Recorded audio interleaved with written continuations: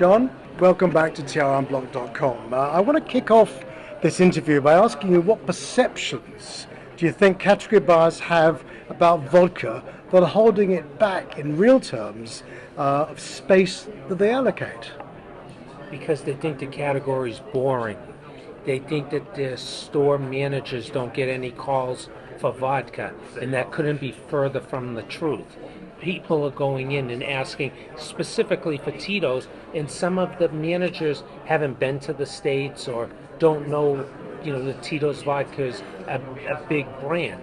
So it really bothers me, to be quite honest, that you go into duty-free outlets and they have 3 wall bays of gin and 1 wall bay of vodka.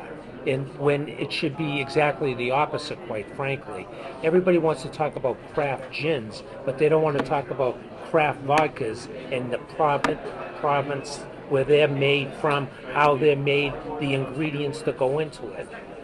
Well, interestingly, just picking up on that point, the global vodka category is experiencing arguably modest growth, around 3%, according to Euromonitor. What do you think is actually behind the volume gains? It's interesting that Euromonitor is saying 3%. I looked at some figures around the world by continent, and if you look at Africa, vodka's up 96%. In Asia, vodka's up 272%. This is 2022 versus 2021. In Europe, it's up 52%. Okay, it's not as exciting as the other 2 continents, but it's still bigger growth than Scotch or cognac. Interesting. You think then those figures are not quite correct? I think that they're on the conservative side. I don't want to upset Euromonitor. Understated, perhaps, yes. Okay, so this year you've actually announced new listings in Asia, travel retail. And when we actually spoke in Singapore, you also announced the appointments of new distributors in Europe, or in parts of Europe. Where are you actually seeing most growth now? Well, that's a good question. When you look at the business during the last few years, in 2021, specifically Americans, they couldn't travel to Europe, Asia, etc. We all know that. But they could travel to Puerto Rico. So everybody ran to Puerto Rico. So our business exploded. Last year, the Caribbean opened up more. So you saw everybody going to the Caribbean. Now, everybody's traveling to Europe. And we're seeing tremendous growth in Croatia, Italy, Ireland. The brand's exploding. So much so that I've spoken to people, and they're telling me that if you haven't renewed your American passport, you're out of luck because it's going to take forever to get renewals. Everybody's looking to travel now, which is exciting for our industry.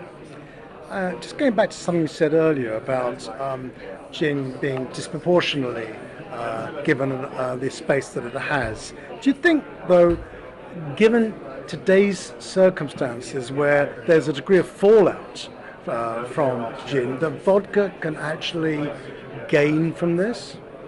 I think there's no doubt vodka can gain from it if they're willing to allow us to tell the story about the different ingredients. Our vodka is gluten-free.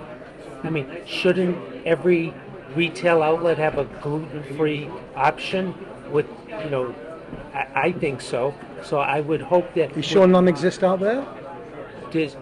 I will say there's a lot of products that claim to be gluten-free, but they can't support it with certification. Yeah, it's just greenwashing. From the labs. We have certification that says we're gluten-free.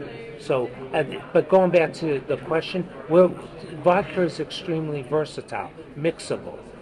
You don't need to put flavorings in. I see some of these flavorings that companies are coming out with in the vodka category, and I cringe. I mean, why do you need to flavor vodka? You can make whatever flavor you want with the mixes that are available. Now, moving on, Tito's has developed quite an irreverent brand tone of voice. So in Martha Stewart's Dry January campaign is a perfect example of this.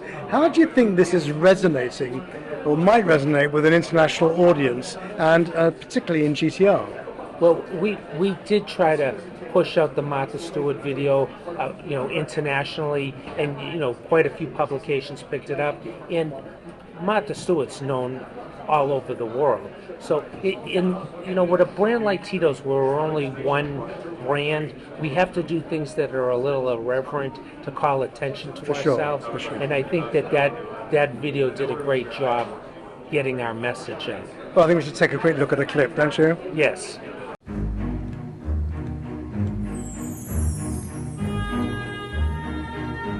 Hey, I get it. It's dry January, so you're not drinking much. But if you've got Tito's lying around, don't just stare at it. Use it.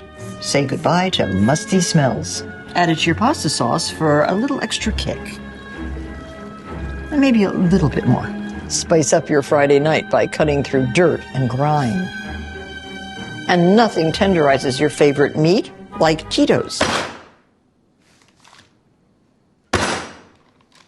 Messy surfaces are no match for Tito's.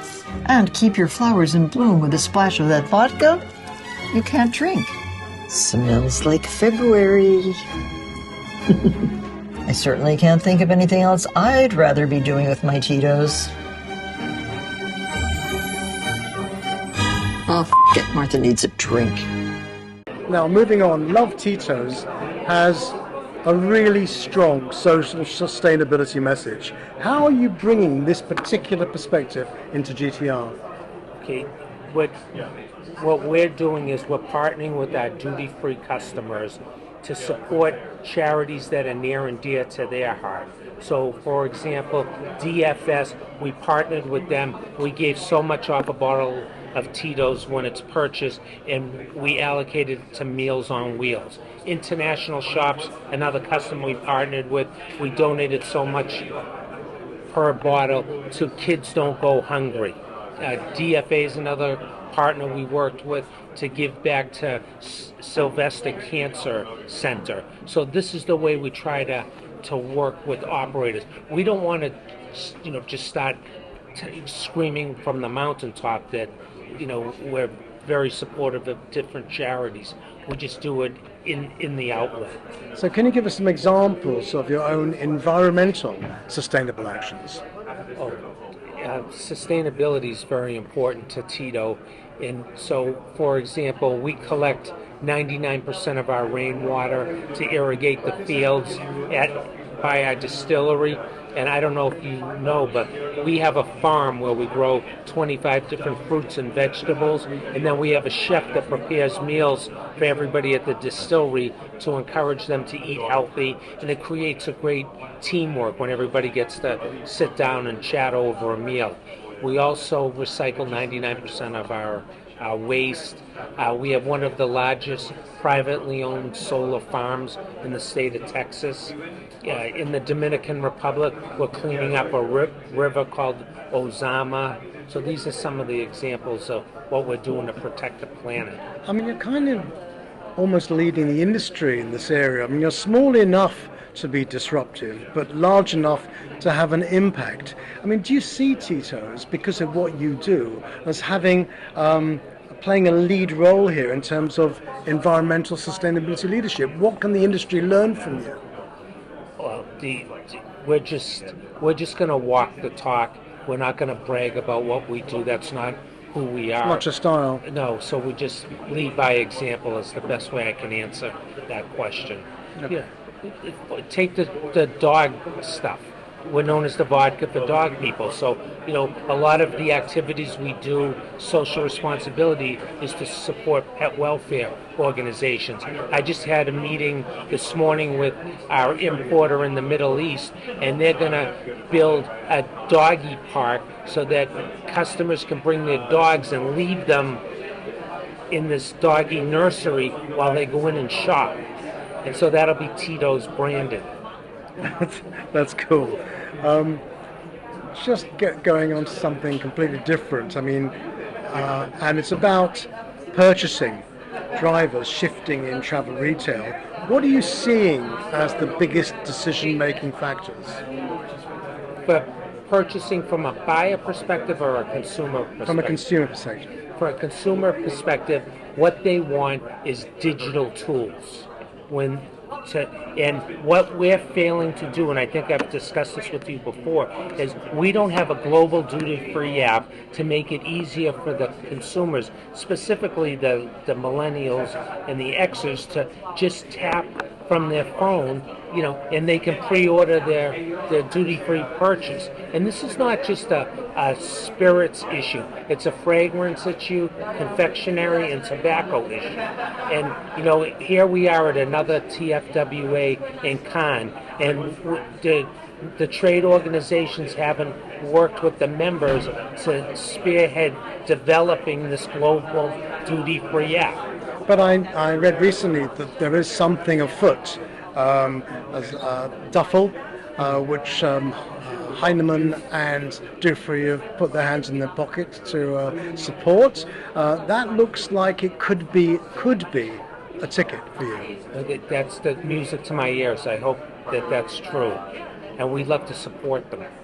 Well, as you said, we're here in Cannes once again, and the only question I have to ask is, what's new from Tito this year, and what message do you want to share with our viewing audience? Well, what's new is we have the latest version of our ugly sweater for the holidays that the consumers love to purchase Tito's with that ugly sweater. And I'd also like to tell the audience, and if there's any buyers that are listening to this, that we are committed to spending in this channel.